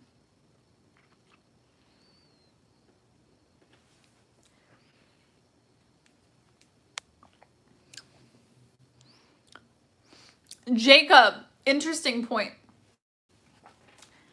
I think it's a helpful term when talking about US politics. Everyone kind of understands what it means, but you're right. It's not very specific, and a lot of times civil religion in the US is totally godless, so I don't even like when they apply things like that in describing the US. Like, our founders were all deists, definitely not Christians, not belonging to any of the religions.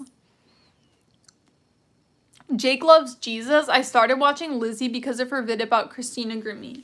That's so sad. I was watching Madeline Bailey, this other YouTube musician, and people were saying on the comments of one of her videos that it reminded them of one of Christina Grimmie's covers, like every time they watched Maddie's video. And so I was literally thinking about her death yesterday because of that video. That really messed me up on a spiritual level when she died, because the Orlando shooting was that same weekend. I was a total mess. Jay says the papacy is valid until the return of the king.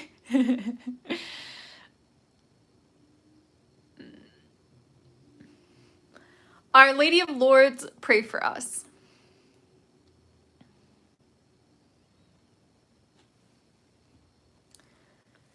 The Intrepid Lowlander says, as a Filipino, the church's influence in my country is slowly eroding away. That's super, super sad that traditional Catholic countries are losing their faith. And I think the worst thing is when Protestant churches are growing in those countries instead. It's really sad. Maddie, Lizzie, do you live in California? Yes. Google account. Do you think Socrates went to the limbo of the fathers and was liberated by Christ during the herring of hell? I hope so. I totally think that that was part of the axial age, where there was so many religious changes around the world at the same time that prepared for Christ to come. So very, very hopeful that he's there. Mimi says, do you have friends that aren't Christian? If so, have they mocked your faith, and how do you deal? So not currently. When I was in high school, there were some friends. I mean, my whole high school was basically atheist. There were a lot of Jewish people, but they didn't believe in God. It was really weird experience. So I was one of the only theists, Christians at my high school, and so my friends knew that. I talked about it a lot. I talked about it in class, and they were sort of negative. I remember one of them was like, you're gonna rebel in college, because I wasn't drinking or having sex or doing drugs or anything like that. And she's like, you're gonna rebel when you're older. Didn't rebel. So yeah, some of them challenge things. I think that a lot of them have misinformation, even about Protestantism. A lot of people don't believe in evolution, and so definitely, like, when I explained to them I do believe in science, they were kind of shocked and taken aback by that. But in college, I went to a Christian university, Pepperdine, and so there were atheists and agnostics at the school, but because the majority was Christian, they were the minority, and so they were less loud and bold if they did hate Christianity. So one of my best friends, who is agnostic, he grew up Christian, and so even though he disagrees with Christianity, he doesn't hate it, you know, because like his friends and family are part of it. We've had a lot of conversations, so no, I don't deal with that. And honestly, if you do have friends who are constantly attacking and mocking your faith, they're not good friends. Like, I would not keep people like that in my life. Jay said, you actually rebelled by becoming a Catholic apologist in YouTube. Jacob says, when people look into the scientific revolution, they are shocked to find that the church was the exclusive driving force behind it.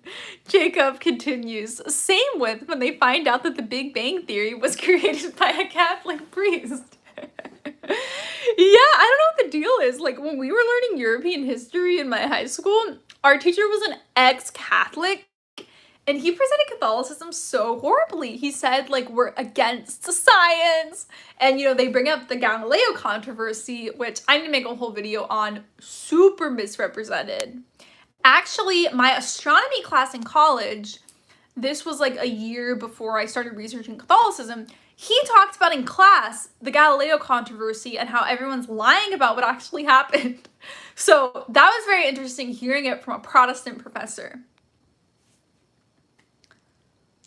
Google account, do you have a private stash bottle of holy water that you bless yourself with at home? I have a holy water fountain, so when I go in and out, I have my holy water. And yeah, it was super sad during the pandemic when they didn't have holy water. So most parishes were giving out holy water if you like brought your container, but they just didn't have it at masses. So also the CDC released like a year ago that COVID doesn't spread through water. Like, it's literally impossible to spread COVID through water. So why did they take away holy water? It makes no sense. Some of these rules for the pandemic, it's like, who's coming up with these things? You know, like, it's super inconsistent the way, I'm not talking about the scientists, I'm talking about the way rules are applied. It makes no sense. Queen of the gas station, how do I deal with avoiding sin in school? There's so much temptation, especially in public school. There's so much godlessness. So I think it's really important to have really strong Christian friends. So when I was in high school, I was really involved in my youth group. I was really close to my Christian friends there. And I think that's really, really amazing when you have all these people who you know all fighting temptation together. You feel so much stronger in it. You don't feel crazy. You're so much more ready for spiritual battle. Also, I'm a huge proponent of kicking people out of your life. So if there's someone in your life who is tempting you, like let's say you're dating a guy and you've said you're not having sex with him, you only want to have sex when you're married, and he keeps like, no, come on, let's go through this boundary, like it's fine, let's have sex. Like, if you're dating someone like that, that is extremely disrespectful and demeaning. Break up with him. Like, if you're in a situation like that, don't keep people like that in your life. Like, it's better to be alone. It's better to be lonely.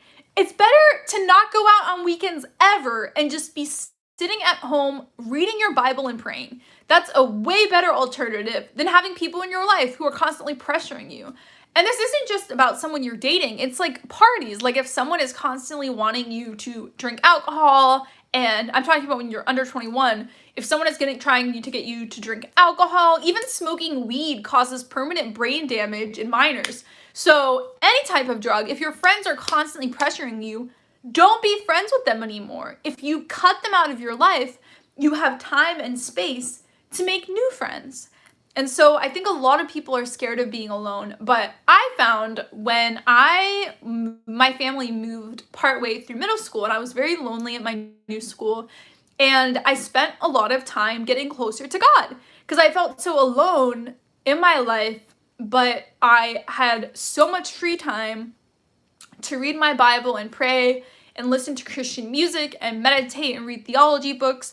And it was such a blessing that I was alone because it grew my faith so much stronger. And so that's my number one tip. Cut people out of your life who are tempting you. You don't need them.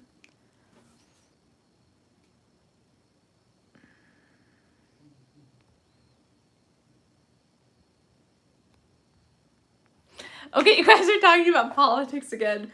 Yeah, so the main thing is Galileo made a comic making fun of the Pope. And that was a huge part of it. Oh, Vanny says, Lizzie, I just cooked your vegan Alfredo recipe using blessed salt. So delicious. That's so cool. You use blessed salt. Where do you get it from? Does your priest give it to you? I kind of want to start doing that.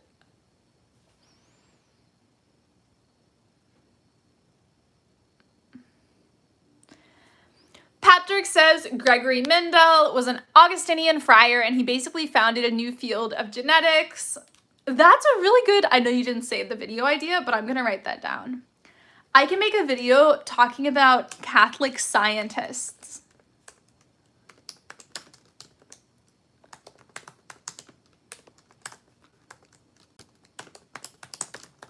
That's such a good idea. Because I say a lot how Catholicism contributed to modern science, but I can have a list of how it contributed to modern science.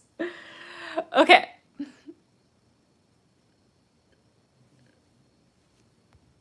Google account says Happy Feast of St. Augustine. I'm so happy. I love Augustine so much. Sarah says, any tips for easing into veganism or living more sustainably? So the best way to ease into veganism is to follow a lot of vegan YouTube channels and vegan Instagram accounts, ones that specifically cook food. So there are like entire vegan YouTube channels, Instagram, that are only about cooking. And so they teach so many recipes, and just watch a lot of the videos. There's even like vegan, like follow me around vloggers who show what they eat. And so that's like the most important thing, to find out like vegan products. For example, like agave, nutritional yeast, like really random things, chia seeds that no one knows about, but within the vegan community, like everyone uses them. So yeah, vegan accounts, super important. Also, starting off, eat a lot of the fake meat products. So a lot of vegans say after they've been vegan for a while, they stop eating the fake meat. I still eat fake meat. I eat the Morningstar ground beef crumbles, tofurkey sausages, and Gardein fishless fillets. That's like the only fake meat I eat. But if you're new vegan, just cook the exact same meals you would as a non-vegan with the fake meat. So that's a really, really easy way. And also, seasoning is the most important thing, which you'll learn from vegan YouTubers and vegan Instagram accounts and everything. But it's all about seasoning and sauces, and you'll get it down.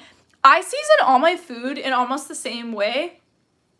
I put chili powder, paprika, turmeric, salt, pepper on like everything. So good. And what else was I gonna say? Oh, just eat a lot of foods that you don't usually eat. Like one thing that's very helpful for me is a lot of different kinds of beans I didn't eat before. Lentils, rice.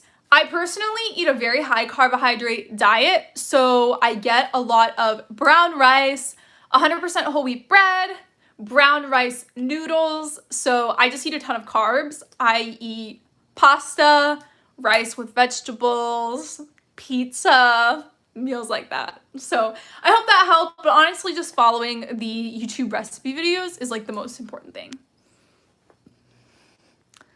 Sun worshiper, the Reformation was the great apostasy. Sarah says, thanks, Lizzie. You're welcome. And smoothies is honestly one of my favorite things. You can put so many things in it. I put chia seeds and flax seeds. So seeds are so important. I like never ate seeds before going vegan.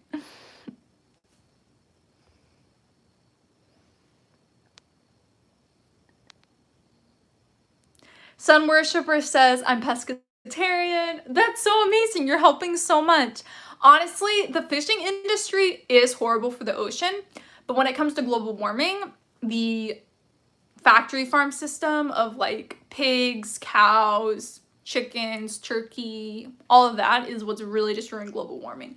But when it comes to like destroying species, like so many species going extinct, that's what the fishing industry is doing too. Jake loves Jesus. Have a good night, guys. God bless. James says, howdy from the great state of Texas. Okay, guys, so it has been 2 hours. It's been so fun hanging out with you guys. I'm really, really excited for Mass tomorrow. Fun story. So I was filming TikToks and I had to fall over for one of the TikToks because it was part of the trend. And I had to practice falling over because you go on camera and like you mess it up and you have to like figure out like the facial expressions and everything. It's very confusing. So I have like a giant, like this big cut on my knee. It's like a bruise, but it's like an open cut too. And I was at Mass, daily Mass yesterday, and it hurt so much to kneel because that's where my cut is. So super sad. It's gonna be really painful tomorrow too at Mass. Caitlin says I start school on Monday, so excited. Yeah, the college students I work with are starting this week too. Fiance started last week, so that's so fun. Have an amazing time. The Interpid says it's morning here across the Pacific. Good night out there. Love you guys so much. I will see you on Wednesday, 11 a.m. for my next video, and then live stream next week on Saturday night. Love you so much.